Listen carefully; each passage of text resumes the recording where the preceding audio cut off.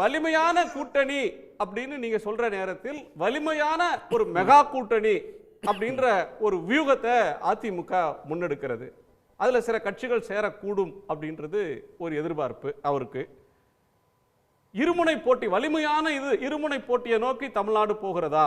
திமுக கூட்டணியை எதிர்த்து திமுகவை வீழ்த்துவதென்ற ஒற்றை புள்ளியில ஒரு ஒத்த கருத்துடையவர்களை ஒருங்கிணைக்கிற முயற்சியை உங்களுக்கான சவாலா பார்க்குறீங்களா? நான் அடுத்து வாரேன். அதை நீங்கள் கேட்ட கேள்விக்கெல்லாம் அப்புறம் சொன்னார். நீங்கள் திமுகவை விமர்சிக்கலையா, காங்கிரஸை விமர்சிக்கலையா? சிபிஎம் உருவானதற்கான காரணத்தில் ஒன்று கம்யூனிஸ்ட் கட்சி காங்கிரஸின்பால் என்ன அணுகுமுறை வைக்க வேண்டும் என்று. பாஜக என்கிற பேரிடர் பெருநோய் இந்தியாவில் இல்லைன்னா நான் காங்கிரஸை தான் ஃபைட் பண்ணுவேன். காங்கிரஸ் நீங்கள் அதில் என்ன சந்தேகம் உங்களுக்கு?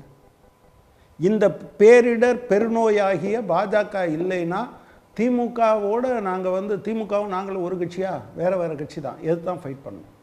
பட் இன்றைக்கி தேசத்துக்கு ஏற்பட்டிருக்க பேரிடர் பெருநோய், அதனால எல்லா டிஃப்ரென்ஸையும் தூக்கி வச்சிடலாம் ஒரு பக்கத்தில், அதை வச்சுப்போம். அடுத்து நான் என்ன கேட்க விரும்புகிறேன், திமுகவை வீழ்த்துவது கரெக்ட்.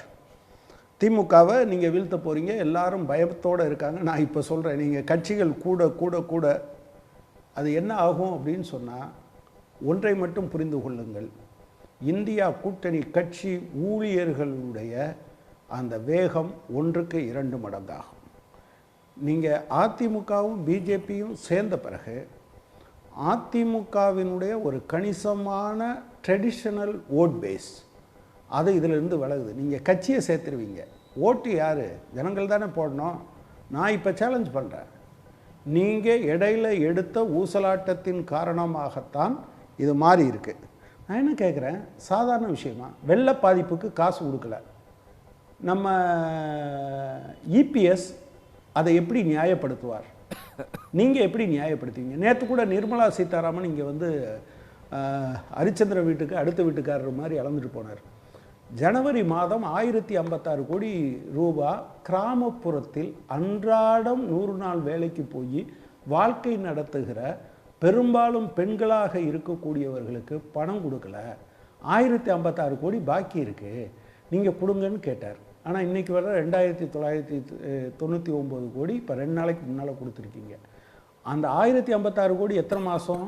நவம்பர், டிசம்பர், இப்போ தான் நீங்கள் கொடுத்துருக்கீங்க. ஜனவரி, பிப்ரவரி, மார்ச், ஏப்ரல். நான் 7 மாதமாக அந்த பணத்தை வைத்து கொண்டு எங்கள் சாதாரண பெண்களின் வயிற்றில் அடித்ததை நீங்கள் எப்படி நியாயப்படுத்துவீங்க சொல்லுங்கள்? நீங்கள் 2999 கோடி என்பது ஒரு மாதம் கொடுக்க வேண்டியதா, 2 மாதம் கொடுக்க வேண்டியதா?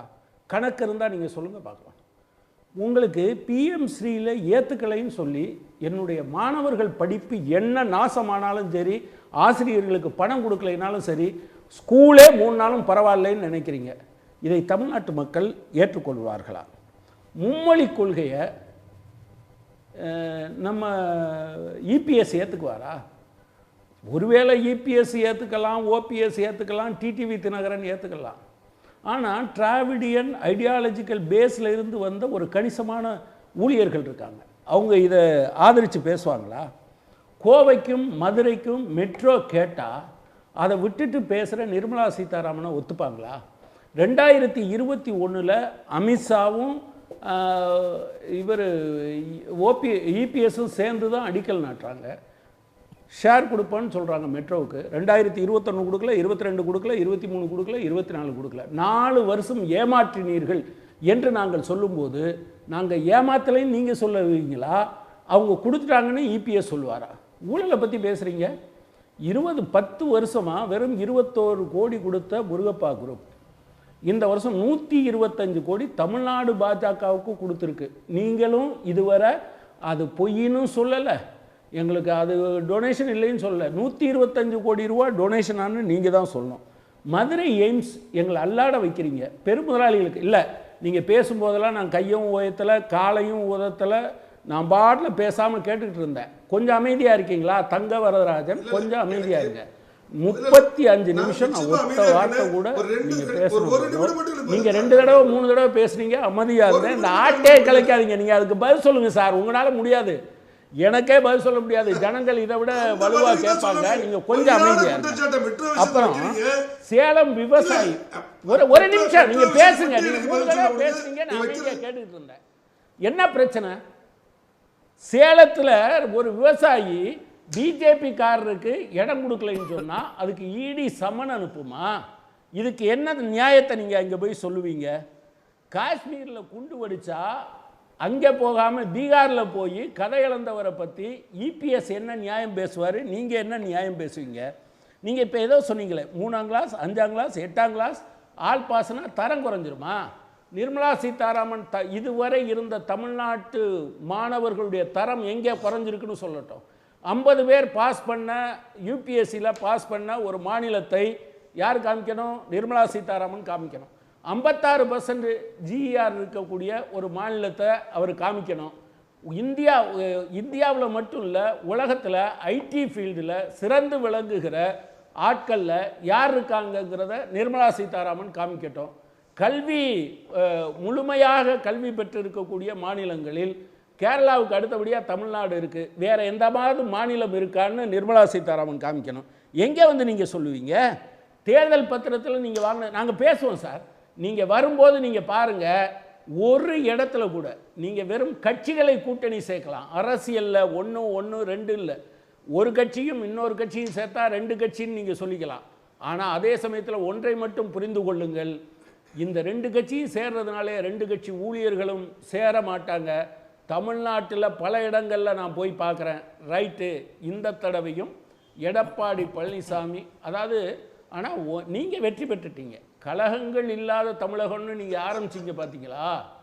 அதை அடுத்து அதிமுக இல்லாமல் செய்வதற்கான ஒரு முயற்சியை நீங்கள் செய்கிறீங்க. அஸ்ஸாம் கணபரிசத்தை பண்ணீங்க, பிடிபியை அப்படி பண்ணிட்டீங்க. நீங்கள் அதே போல் சிவசேனாவை பண்ணிட்டீங்க, சிரோன்மணி அகாலிதளை பண்ணிட்டீங்க.